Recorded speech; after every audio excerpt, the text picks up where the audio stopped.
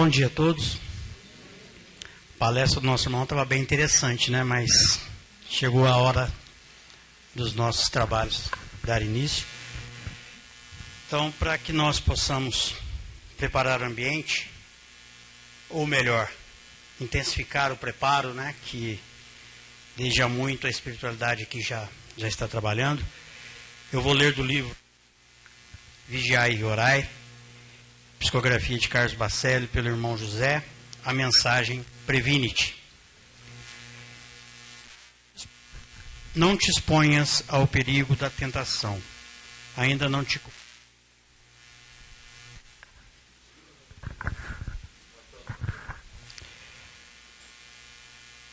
Não te exponhas ao perigo da tentação. Ainda não te conheces o suficiente para saberes se resistirás. Foge de tudo que te seja capaz de induzir o pensamento para o mal.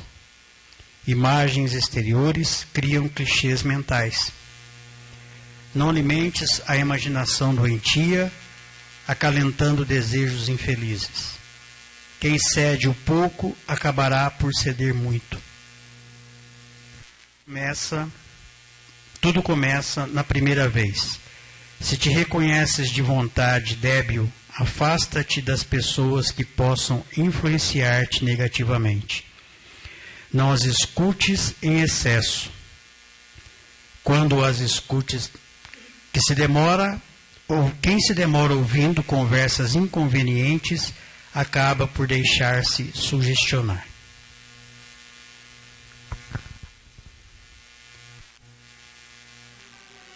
Querido Mestre Jesus,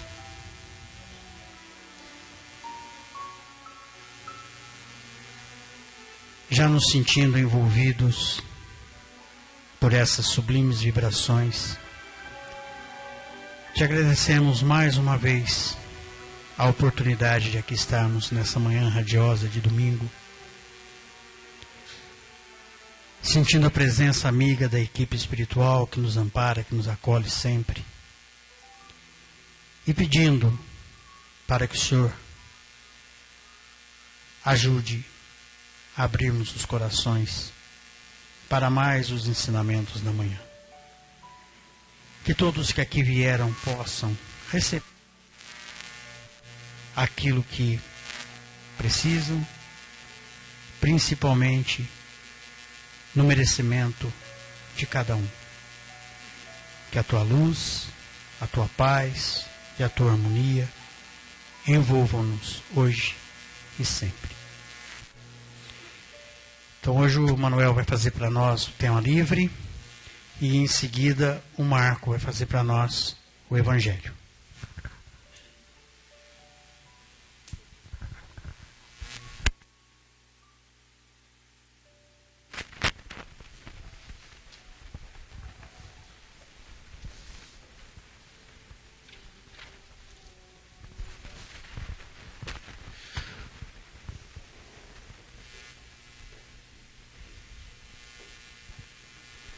Bom dia a todos. Nós gostaríamos de dar as boas-vindas a vocês que vêm vindo pela primeira vez à nossa casa, que realmente sejam muito bem-vindos e que realmente vocês consigam encontrar aqui o que vieram buscar. E que todos nós, ao final dessa reunião, possamos estar melhores do que estamos agora.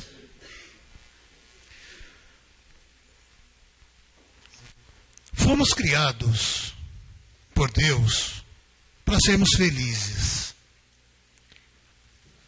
Hora nenhuma, Deus, na sua infinita misericórdia e bondade, nos colocou para passar por tudo que passamos ao longo das nossas existências, para não sermos felizes lá no final. Nós fomos criados simples e ignorantes, e vamos evoluindo ao longo dos tempos, ao longo dos milênios, até que um dia cheguemos à perfeição. Perfeição relativa, claro, porque perfeito é só Deus. Somos espíritos imortais. Nós sobrevivemos à morte. Pois bem, fomos criados para ser felizes. Mas o que é a felicidade? o que é. O conceito de felicidade, que está lá no dicionário, diz assim, do latim, felicitas, que vem de felix, ditoso, afortunado, feliz, é a ausência de todo mal e a vivência plena do bem. Nós vimos ao longo do tempo, ao longo da história, as pessoas importantes, filósofos, vêm dizendo para nós, nos dando uma informação do que realmente significa a felicidade para nós, independente das definições que nós encontramos na literatura. Então, desde Sócrates falava, conhece-te a ti mesmo, essa é a chave da felicidade. E depois Platão e outros depois, filósofos antes de Cristo. Depois tem o Velho Testamento. O Velho Testamento já muda um pouquinho a ideia de felicidade. Ele fala que felicidade é poder comer, beber, viver em família, temer a Javé. O Antigo Testamento nos traz esta noção mais religiosa da felicidade. Aí vem o Novo Testamento. Jesus fala, o Sermão da Montanha, é a felicidade, é a superação das dificuldades. E para isso serviu o Sermão do Monte, para nos traduzir o que é felicidade. E depois de lá para cá, muitos outros pensadores, muitos outros filósofos vêm falando sobre a felicidade, porque o homem sempre buscou a felicidade. Não se concebe alguém que não queira ser feliz. Duvido que alguém aqui entre nós não queira ser feliz. Entretanto, ultimamente, nesses últimos, digamos, esse último século, esse consumismo exacerbado, essa mudança de comportamento, vem deturpando o sentido de felicidade. As pessoas hoje confundem bem-estar com a felicidade, com ser feliz e ter o bem-estar. Existe essa confusão. Eu, quando era jovem, quando era garoto, eu imaginava assim, eu pensava, não existe felicidade, existem momentos felizes. E eu li isso agora, eu estava estudando uma coisa, eu li isso agora. Então eu não estava errado não, Hoje nós vivemos num planeta de expiação e provas, nós temos uma evolução relativa, nós temos que passar por dificuldades. Quem não passa por dificuldades? De toda a ordem de dificuldades. Quem? Agora, e a felicidade? O que acontece? Podemos ou não podemos ser felizes? O Evangelho segundo o Espiritismo, no capítulo 5, Bem-aventurados os aflitos, o François Nicolas Madeleine, o Cardeal Morlot, ele dá, no item 20, ele dá uma instrução, ele fala que a felicidade não é deste mundo. E ele tece algumas considerações que nós vamos tentar reproduzir aqui para que fique claro para nós. Tá, a felicidade não é desse mundo, então, e daí? Quando é que a gente vai ser feliz? Então a gente fica buscando a felicidade através dessa deturpação que vinha ocorrendo daquele princípio básico de Sócrates. Conhece a ti mesmo, e de lá, depois todas as outras definições, O que acontece? Por quê? Então a gente vai buscar onde?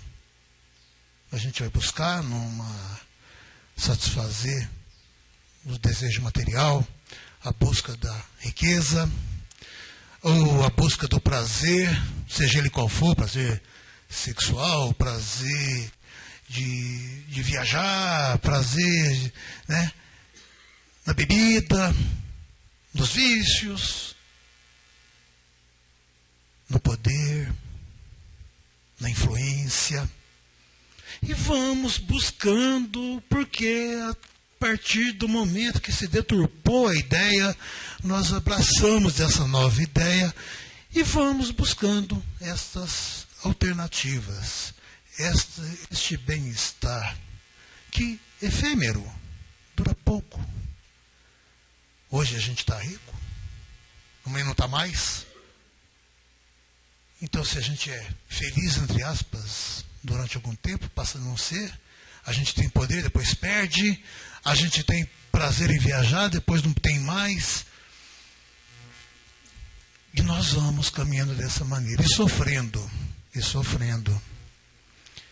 Às vezes a gente invejando quem tem, quem sorri mais do que nós, mas sem saber que às vezes por trás desse sorriso, por trás da posse de outrem, existe compromisso grande, existe problemas sérios, tristezas, que são às vezes até disfarçadas por isso.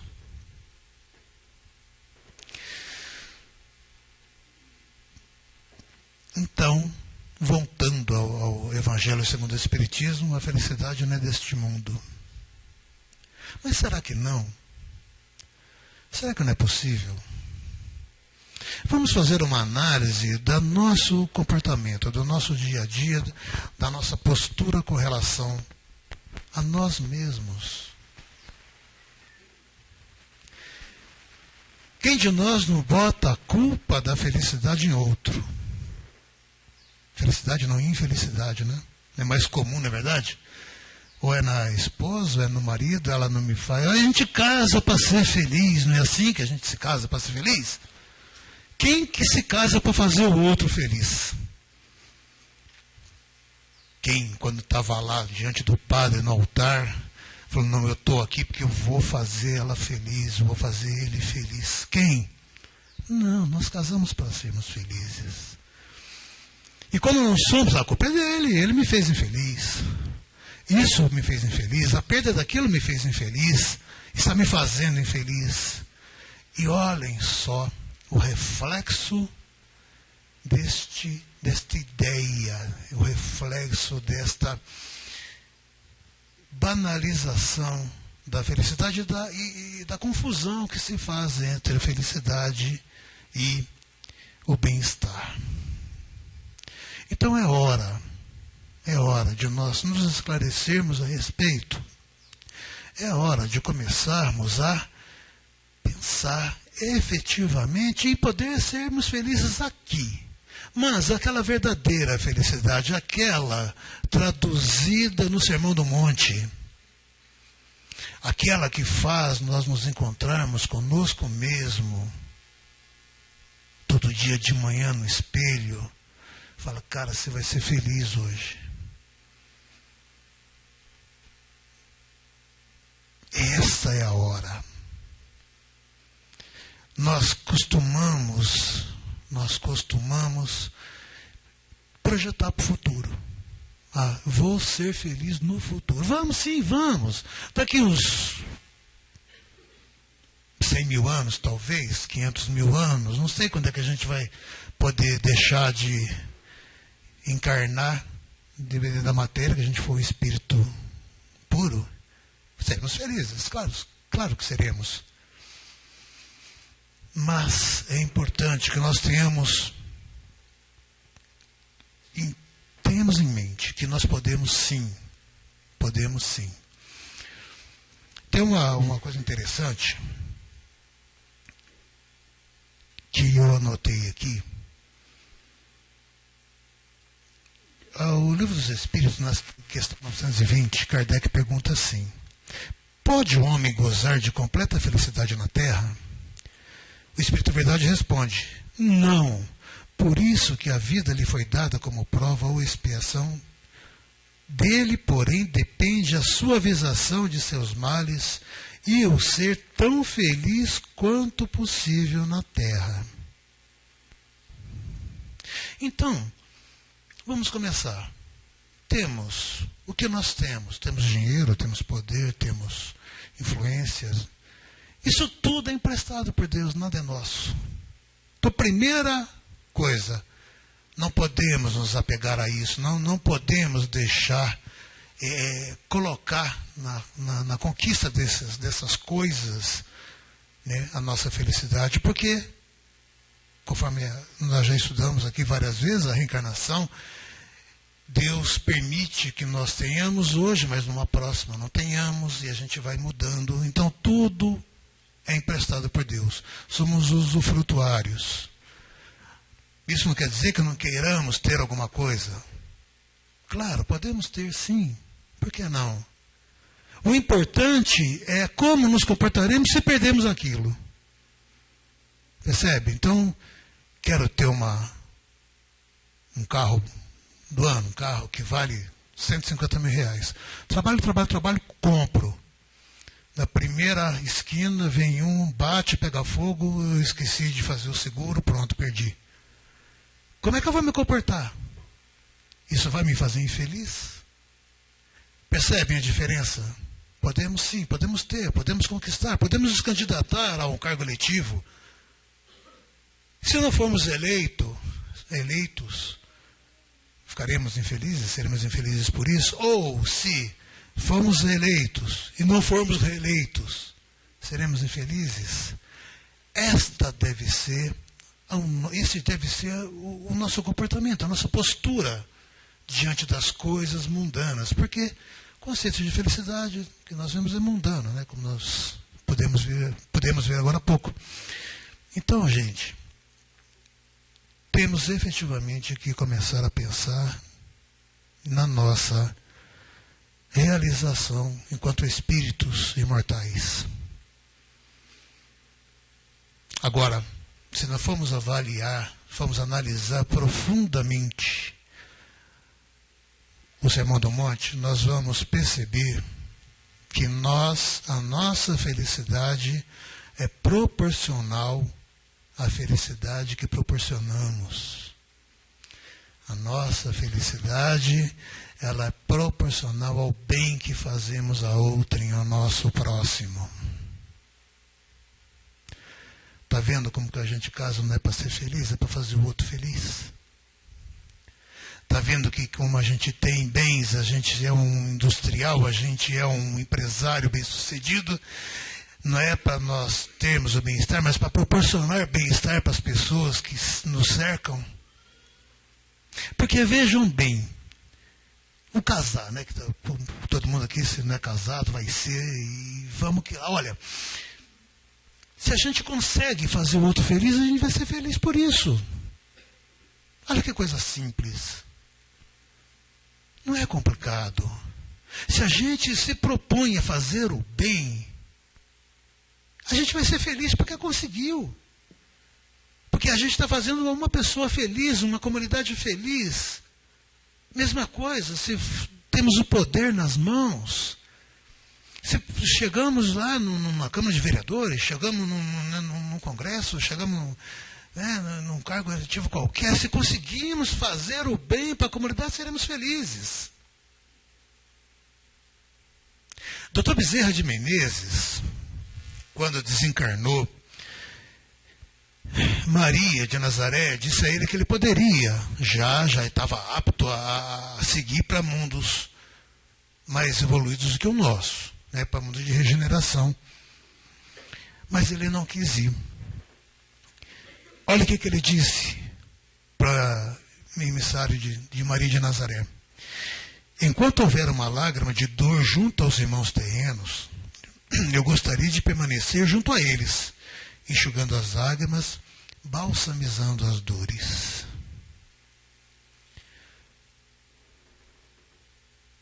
Olhem só. Imaginem nós nos tornarmos infelizes enquanto vemos um irmão sofrendo, chorando. Será que vai demorar para a gente chegar até esse ponto? E olhem só, a partir do momento que a gente consegue se sensibilizar com a desgraça alheia, se nós podemos, dar o nosso quinhão, o quanto nos seremos felizes. O quanto não conquistaremos a alegria, a verdadeira alegria mesmo, aquela perene, quando conseguimos realmente ajudar. Então, próxima vez que a gente falar, eu quero ser feliz, queira sim. Queiramos ser felizes, mas coloquemos a luta dentro de nós mesmos. Coloquemos o objetivo dentro da nosso próprio esforço. E façamos, sim, como eu disse agora há pouco, a nossa felicidade é proporcional ao quão felizes fazemos as pessoas. Pensemos nisso. As coisas vão ficar muito mais fáceis. Vai ser muito mais fácil conviver, vai ser muito mais fácil, às vezes até suportar as pessoas que nos cercam. Porque nós transferimos o foco, nós mudamos o foco para dentro de nós. E aí sim nós estaremos nos fazendo felizes.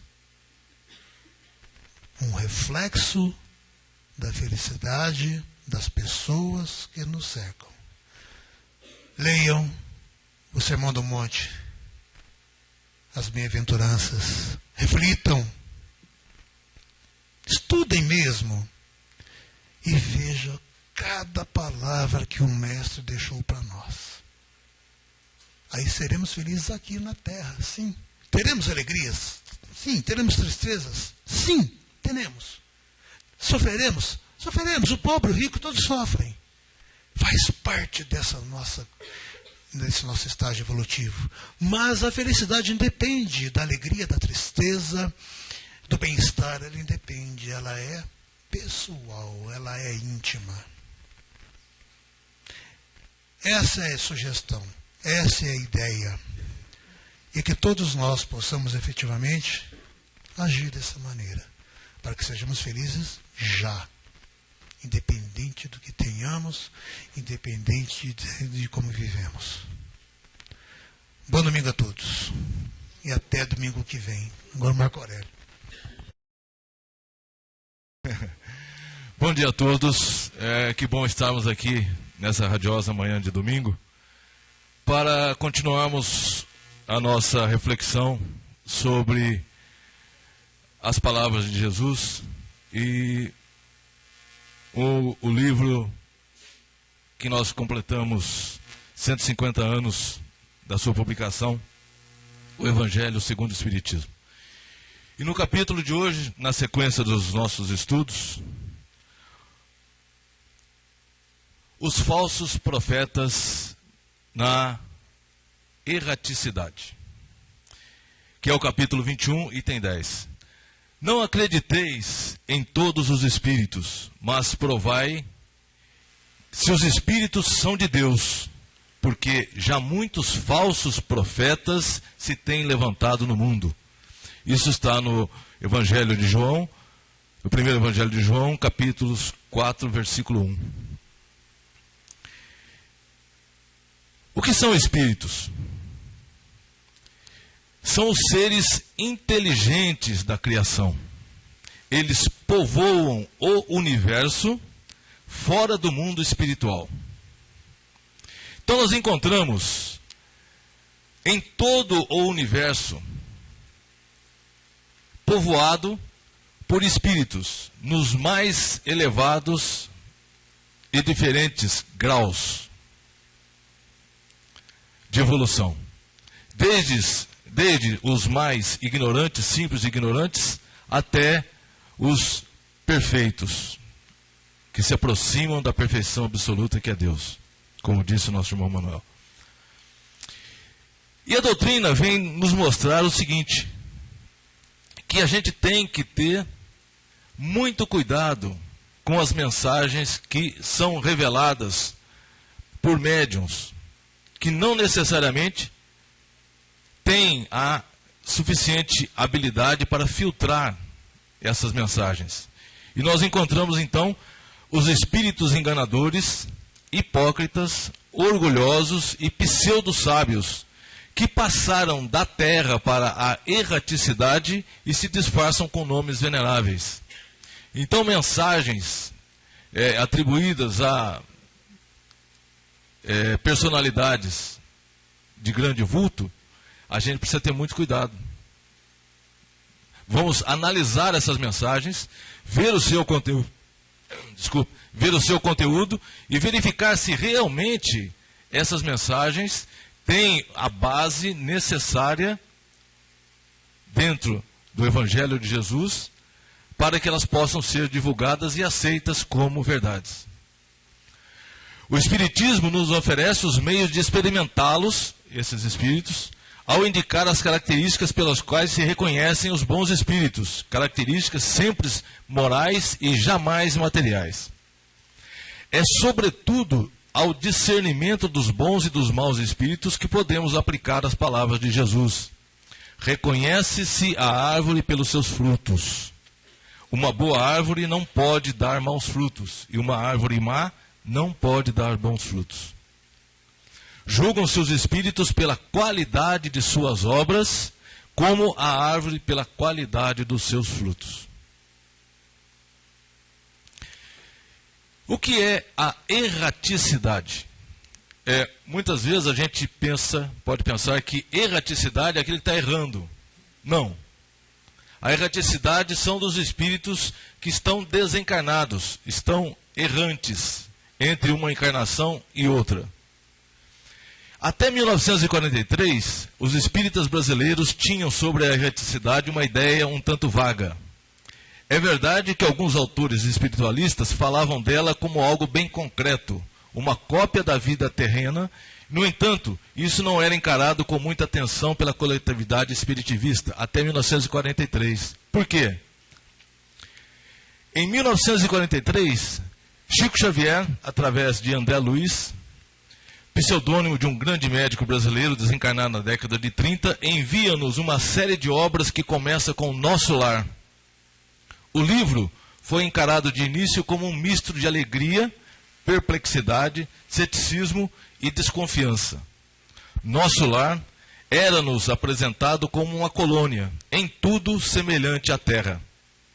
Aqui nós temos um esboço da planta de Nosso Lar, onde nós temos os vários ministérios, né? O Ministério Central, e é uma cidade espiritual. Na realidade, ela não existe fisicamente. São estados de consciência vibrando na mesma frequência que constituem todo aquele conjunto de edifícios dentro dos quais espíritos trabalham no bem, na tentativa de recuperar grupos de espíritos ali designados para a sua evolução. Estão na erraticidade todos os espíritos que têm caminho a percorrer nas lutas da evolução. A erraticidade é o nome que adotamos para indicar o tempo que o espírito, terminada uma experiência encarnatória, aguarda para reencarnar-se de novo. Significa um período de tempo entre uma existência que terminou e outra que se estará iniciando. Não se refere a lugar, mas a tempo. O espírito, durante esse tempo, não está à toa. Ele está vivendo a sua vida normal de espírito. Está estudando, preparando-se, aprendendo, convivendo com outros espíritos, enquanto a hora do novo mergulho na carne não chega. Ponto. Abramos aspas. Ou melhor, parênteses. Existem espíritos renitentes no mal. Esses espíritos ainda renitentes no mal não participam exatamente disso, do estudo, da preparação, da aprendizagem para uma nova encarnação. E esses espíritos podem se tornar obsessores, se aproximar de mentes sintonizadas na sua frequência espiritual, frequência vibratória mental, e através desse processo, eles atuam na mediunidade desses médiuns, provocando a sua interferência. Com isso, esses médiuns passam a ser propagadores das ideias desses nossos irmãos menos evoluídos, que muitas vezes são brincalhões, são pseudo-sábios, que através de verdades não confirmadas ou não sustentáveis, influenciam que esses médiuns divulguem essas mensagens. E nós encontramos isso aos montes, tá? Nas cartomantes, na quiromancia, nos fazedores de horóscopo, que recebem mensagens e as divulgam como sendo verdades. E os incautos aceitam essas mensagens e as praticam, cuja finalidade pode ser simples gozação, simples brincadeira, como pode levar a resultados desastrosos. Por isso, o nosso dever de sermos vigilantes com os nossos pensamentos e estarmos atentos a essas colocações que às vezes nos são impostas. E estejamos vigilantes para que nós não absorvamos essas mensagens. Dizemos, portanto, que todos os espíritos estão sujeitos às novas reencarnações. Portanto, aguardam-nas na chamada erraticidade. A erraticidade é, portanto, tempo de espera. Seria a fila da reencarnação. É uma senhora fila, porque hoje os casais se recusam insistentemente a dar acolhida aos filhos que querem nascer. Na mensagem, no videozinho que nós colocamos aqui hoje, antes da nossa palestra, o Dr. Enio, ele tem uma colocação que eu achei fantástica. Por pior que seja o espírito, no momento em que ele resolve mudar a sua atitude, acaba a justiça divina e começa a misericórdia. Olha que interessante. Até o momento em que ele ainda é renitente às mudanças, a mudar de vida, a mudar de pensamento, prevalece a justiça divina. Vai haver o sofrimento, vai haver a dor, mas no momento em que ele resolve mudar de vida, acaba-se a justiça divina e começa a misericórdia.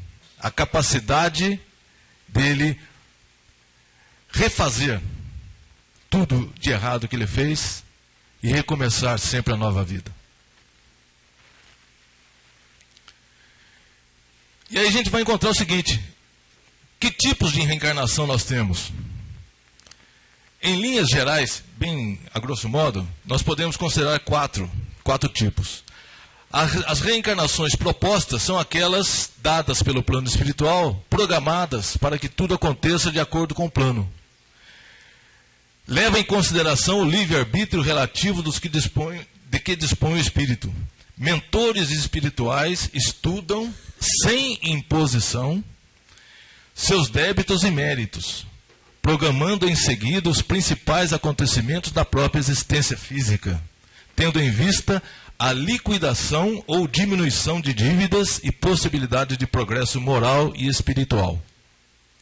A reencarnação programada. A gente pode encontrar isso nos livros de André Luiz, é um caso mais conhecido, né? A reencarnação de Segismundo. Um processo, todo o processo que a espiritualidade desenvolve para que uma reencarnação tenha o seu objetivo alcançado. Mas sempre prevalece o livre-arbítrio. Depois de reencarnados, nós esquecemos geralmente daquilo que nós prometemos lá atrás e uma boa parte disso a gente continua falhando e repetimos o processo até que a senda do bem seja alcançada. O segundo tipo seria um caso mais complicado, mais difícil, a reencarnação compulsória, em que esses espíritos ainda renitentes são obrigados a reencarnar para que a sequência do progresso, da evolução, seja alcançada. A reencarnação compulsória é por sua índole própria dos espíritos cujo grau de perturbação impede análise clara da situação, ou cujas faltas são tão graves que anulam a liberdade de escolha. Então chega uma hora lá que o espírito está há séculos, há milênios no caminho do mal, aí não tem jeito. A espiritualidade faz com que ele reencarne para que o progresso seja necessário, se cumpra. A reencarnação livre é aquela dos missionários, onde ele não tem mais a obrigação de reencarnar, como acontece com os espíritos muito mais elevados.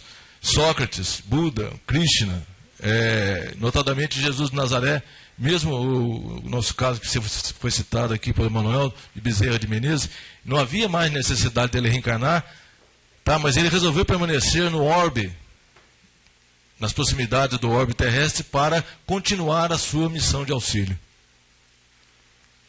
E a reencarnação acidental, que é o caso em que ela não está prevista. Acontece das ligações fortuitas, em que espíritos, eventualmente nas proximidades do ato da fecundação, são atraídos pelo magnetismo e reencarnam ali. É um caso ainda, muitas vezes, incompreensível, que merece um nosso estudo mais aprofundado. E aí nós encontramos o caso das possibilidades, então, da atuação dos falsos profetas, que são os adivinhadores, as quiromantes, as cartomantes.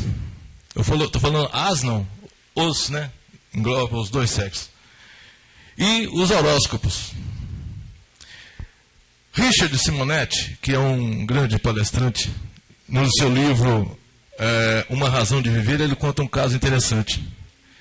Um homem foi até um desses consultórios espirituais, se assim podemos chamar, né? E aproximou-se do médium que havia incorporado um espírito e disse assim: olha, eu cansei de ser pobre.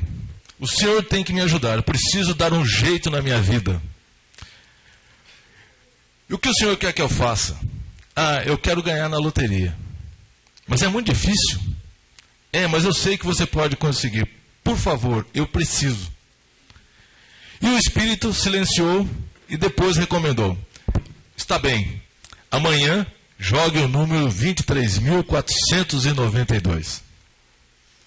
Então, o protegido, muito animado, vendeu o seu televisor, que estava velho, o jogo de sofá, pediu dinheiro emprestado a amigos, apropriou-se do salário da filha e fez o jogo recomendado, certo de que era o mais novo milionário. À tarde, na hora do sorteio, ligou o rádio e ouviu: 23.000, meu Deus do céu, vai dar 490, e já comemorava a sua riqueza. Estou rico, já ganhei 493. 3, está errado, é 492. E o locutor repetiu que o bilhete premiado era o 23.493. Ele não se conformava. Houve um engano, dizia ele. Telefonou para a emissora e não havia erro. Perdera por um único algarismo, enterrando-se em dívidas e muito mais preocupações. Então, ele foi lá no guia. Uma desgraça, joguei o que não possuía e perdi. Mas o que houve? O senhor recomendou 23.492 e deu 23.493. Então o espírito, cheio de animação, respondeu: meu filho, fico feliz, quase acertamos. Talvez dê certo na próxima. Afinal, foi só um palpite. Então, o que prova isso? Que falsos profetas, enganadores, estão à solta por aí. E, aproveitando então essa nossa fase, nós vamos fazer o nosso horóscopo desse ano. Para os encarnados entre 1 1º de janeiro a 31 de dezembro, muitas vezes as pessoas são egocêntricas, ilógicas e insensatas. Perdoe-as a si mesmo. Para os encarnados entre 1º de fevereiro e 31 de janeiro, 1º de janeiro a 31 de janeiro, durante esse ano todo, se você é um vencedor, terá alguns falsos amigos e inimigos verdadeiros. Falsos amigos e inimigos verdadeiros. Vença a si mesmo. Para os encarnados entre 1º de março e 29 de fevereiro, se você é honesto e franco, as pessoas podem enganá-lo.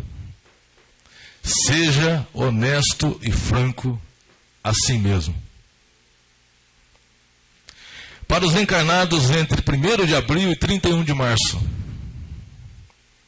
se você tem paz e é feliz, as pessoas podem sentir inveja. Seja feliz a si mesmo. Para os encarnados entre 1º de maio e 30 de abril, o bem que você faz hoje pode ser esquecido amanhã. Faça o bem a si mesmo. Para os encarnados entre 1º de junho e 31 de maio, dê ao mundo o melhor de você. Mas isso pode nunca ser o bastante. Dê o melhor de si a si mesmo. Aqueles que nasceram entre 1º de julho e 30 de junho, um ano inteirinho. Se você tem familiares complicados que exigem demais da sua paciência, seja paciente a si mesmo. Aqueles que nasceram entre 1º de agosto e 31 de julho, se te solicitam constantemente auxílio e caridade, seja caridoso a si mesmo. Os que nasceram entre 1º de setembro e 31 de agosto, o auxílio que destes foi mal utilizado? Continue a auxiliar a si mesmo. Para os encarnados entre 1º de outubro e 30 de setembro, a palavra amiga que distribuístes foi encarada como intromissão em assuntos que não seriam seus? Fale sempre construtivamente a si mesmo. Os que nasceram entre 1º de novembro e 31 de outubro, o pão que oferecestes voltou como pedra a quebrar a sua vidraça?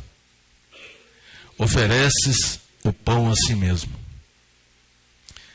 Para os encarnados entre 1º de dezembro e 30 de novembro, se a tua prática nos exemplos de Jesus te colocou na chacota dos escarnecedores, exemplifique e pratique Jesus a si mesmo. Exemplifique e pratique Jesus a si mesmo. Este de costas aqui sou eu. No meu abraço diário a Jesus. Que Jesus nos mantenha abraçados sempre e que nós estejamos sempre aptos a receber esse abraço amigo e fraternal de Jesus. Tá? Que Ele esteja conosco hoje e sempre. Nós pedimos desculpa e a compreensão dos pais que têm as crianças na evangelização, mas o próximo domingo ainda eles estarão em recesso. Mas no dia 3 de agosto já a evangelização retorna, e de forma que os pais possam trazer seus filhos tranquilamente, a partir do dia 3. Pedimos que durante os passes, quando a gente se colocar aqui no salão, possamos ficar em silêncio, em prece, em vibrações amorosas para aqueles que estão no momento do passe lá. Às vezes as conversas paralelas ou um excesso de barulho aqui acaba interferindo na cabine de passe. Então pedimos para aqueles que permaneçam aqui, que fiquem tranquilos, né, aqui, mentalizando, pensando positivamente por aqueles que estão lá, e assim estarão dando a sua contribuição para a harmonia na cabine do passe. Vamos finalizar então, e eu lembrei de uma frase de Hermógenes, que é o introdutor do yoga no Brasil. Ele falava a respeito da felicidade, e ele dizia, essa frase diz o seguinte: a felicidade não pode depender daquilo que não depende de você. Simples, né? Amar depende de mim. Então isso me pode fazer feliz. Sou feliz porque amo. Ser amado já não depende de mim. Então não posso colocar a minha felicidade na condição de ser amado. Porque pode não acontecer.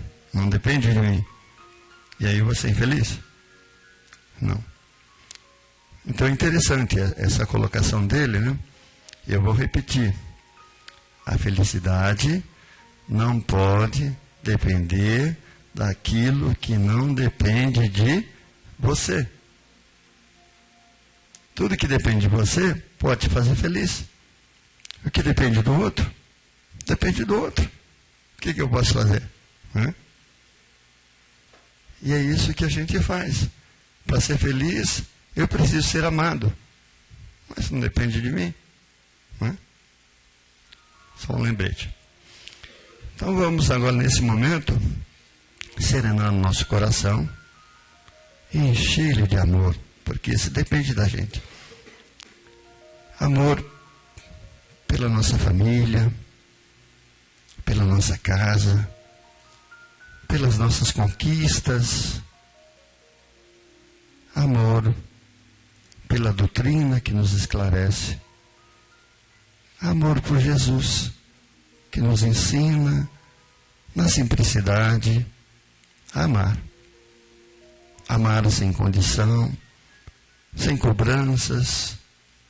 Amar sem julgamento. Amar cheio de coração, de fraternidade, de acolhimento, de perdão. Isso depende de nós. Elevando os nossos pensamentos amorosos, que possamos vibrar positivamente por todos aqueles que se encontram doentes, nas camas dos hospitais, nas casas. Vibrar pela família que sofre junto com o doente, para que possam encontrar forças na recuperação, ampliando a sua fé, a sua esperança no auxílio de Jesus. Vamos pensar, vibrar com o coração amoroso por todos os nossos irmãos que se encontram presos às drogas, aos vícios, sem força para buscar novos caminhos.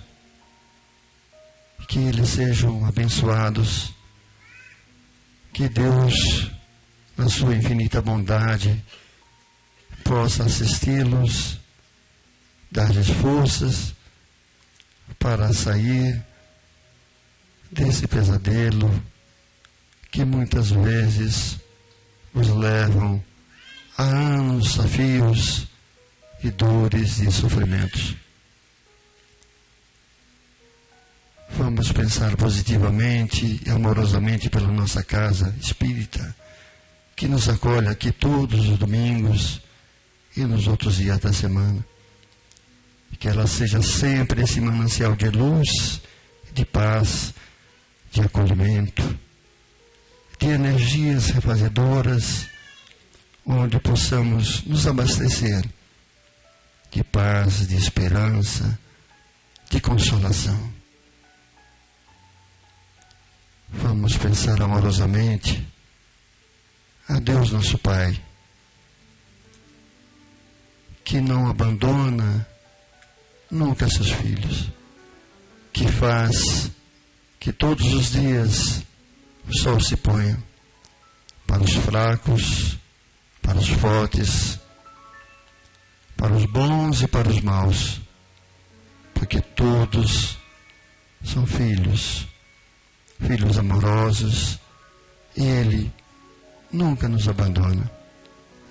A dor, muitas vezes, que recebemos é a mestra que nos ensina, é a mestra que nos faz ver de uma forma diferente aquilo que não enxergamos ainda, quando o encontramos na plenitude dos nossos gozos, sem pensar na vida futura, sem pensar na vida maior. Que possamos então, Senhor, encontrar em todas as oportunidades que nos coloca a força, a energia para transformar as nossas vidas com simplicidade, amorosos, que possamos a cada dia, encontrando os nossos irmãos, possamos ver neles realmente nossos irmãos, estendendo-lhe as mãos e buscando assim a nossa felicidade maior, que é a de servir. Que Jesus nos abençoe a todo e permaneça conosco, que assim seja. Pedimos que primeiro encaminhem para a fila de passes os pais que estão com as crianças. Em seguida, os idosos. E no final, nós, os últimos.